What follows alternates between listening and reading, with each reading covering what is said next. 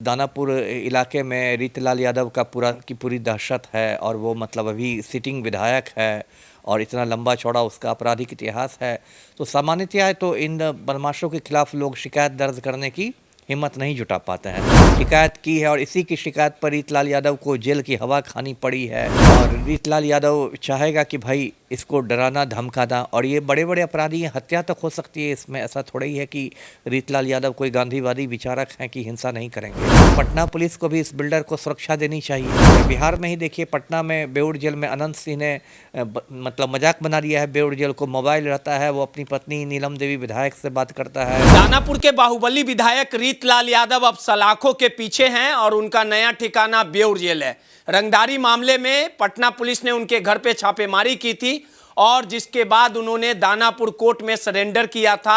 अब इस पूरे प्रकरण को लेके जो बिल्डर है वो सामने आए थे और उन्होंने संगीन आरोप लगाया था और यहां तक कहा था कि अभी भी कहीं ना कहीं उनके घर की रेकी की जा रही है।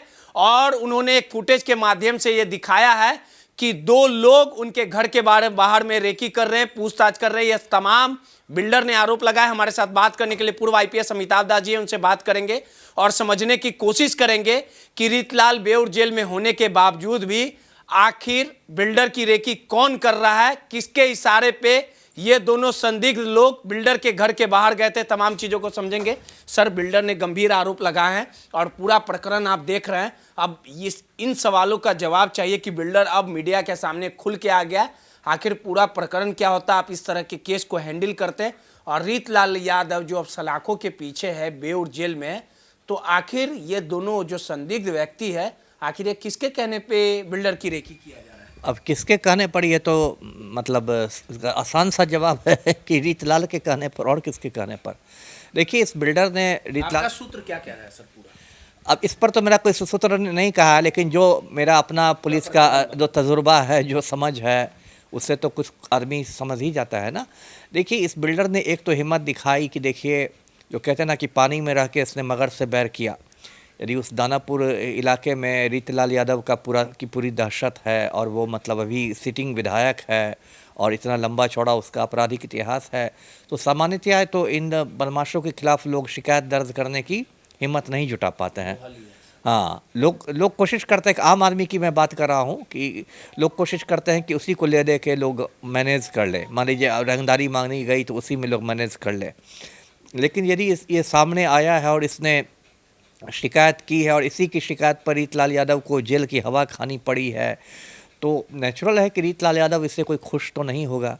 और रीतिलाल यादव चाहेगा कि भाई इसको डराना धमकाना, और ये बड़े बड़े अपराधी हैं, हत्या तक हो सकती है इसमें। ऐसा थोड़ा ही है कि रीतिलाल यादव कोई गांधीवादी विचारक हैं कि हिंसा नहीं करेंगे। तो एक दो बात है इसमें, तो मतलब पटना पुलिस को भी इस बिल्डर को सुरक्षा देनी चाहिए। सुरक्षा मिली है? वो मिली है तो ठीक है, तो और अच्छी बात है। तो इसको सुरक्षा मिलनी चाहिए। और रीतिलाल यादव, देखिए आजकल क्या हो गया ना, पूरे हिंदुस्तान में है कि बड़े बड़े अपराधियों ने जेल को मजाक बना के रख दिया। अब लॉरेंस बिश्नोई को देखिए, वो कितने साल से जेल के अंदर है, लेकिन जेल के अंदर से ही पूरा गिरोह चलाता है, क्योंकि अब मोबाइल का ज़माना है। अब बड़े बड़े अपराधियों के पास मोबाइल रहता है, वो जेल से दिन रात वो अपने मतलब गुर्गों से बातचीत करता है। या बिहार में ही देखिए, पटना में बेउर जेल में अनंत सिंह ने मतलब मजाक बना दिया है। बेउर जेल को मोबाइल रहता है, वो अपनी पत्नी नीलम देवी विधायक से बात करता है, गिरोह का संचालन करता है। रीतिलाल यादव भी पर भी हो सकता है, अब मैं श्योर नहीं हूँ, लेकिन हो सकता है उसने भी जेल के अधीक्षक को और बाकी लोगों को डरा धमका के उसने भी एक मोबाइल का इंतजाम कर लिया हो। तो ये सब तो हो रहा है। इसलिए बड़े बड़े जो अपराधी होते हैं उनको कई बार कहा जाता है कि उनका मतलब राज्य के बाहर भेज देने पर जो उनकी हनक है वो थोड़ी घट जाती है। जैसे मान लीजिए शहाबुद्दीन का मामला है। शहाबुद्दीन जब तक सिवान जेल में था, उसने जेल को मजाक बना के रखा हुआ था। जेल में वो दरबार लगाया करता था, जेल सुपरिटेंडेंट के चैम्बर में दरबार लगाया करता था, अधीक्षक के कार्यालय कक्ष में। बाद में जब उसको भेज दिया गया तिहाड़ जेल, तो वहाँ सारी माफियागिरी पेट में चली गई। या ब्रजेश ठाकुर जो मुजफ्फरपुर बालिका गृह कांड वाला है, वो यदि मुजफ्फरपुर जेल में रहता तो उसकी पूरी हनक रहती, होटल से खाना मंगाता, घर से खाना मंगाता, दारू की बोतल मंगाता, पूरा, लेकिन अभी तिहाड़ जेल में है तो वहाँ सिट्टी पिट्टी गुम है। इसलिए ये तो मैं बार बार कहता हूँ कि बड़े बड़े जो अपराधी हैं बिहार के, उनको आप पटना जेल में रखिएगा, भागलपुर जेल में रखिएगा, तब तो ये लोग ऐसे ही करते रहेंगे, छोटा सांड बने रहेंगे। इन लोग का यही इलाज है कि इन लोग को तिहाड़ जेल भेज दीजिए। वो एशिया का सबसे बड़ा जेल है, वहाँ ये लोग कहाँ भुतला जाएंगे कुछ पता नहीं चलेगा। एक कहावत है कि अपनी गली में कुत्ता भी शेर होता है। तो वही हाल है अनंत सिंह का, रीतलाल यादव का। ये लोग पटना के बाहुबली हैं, तो इनको पटना के जेल में रखिएगा तो ये तो पूरे मतलब हनक में रहेंगे। अधीक्षक भी डरता है, सब लोग डरते हैं इनसे। एकदम तिहाड़ भेजा जाए, रीतलाल और अनंत सिंह दोनों को साथ में डिस्पैच किया जाए, तिहाड़ जेल भेजा जाए। यहाँ रह के क्या कर रहे हैं? यहाँ रह के तो ऐसे ही गिरोह का संचालन करेंगे। और इन लोग को सत्ता का संरक्षण मिला हुआ है ना। जो सबसे दुख की बात यह है कि बिहार में सत्ता का संरक्षण मिला हुआ है। जो मुख्यमंत्री हैं वो चपरासी बने हुए अनंत सिंह के। तो इन लोग से क्या है, आप खुद सोचिए, यदि मुख्यमंत्री ही अनंत सिंह का चपरासी है तो क्या जेल अधीक्षक की औकात है अनंत सिंह का मोबाइल छीनने की?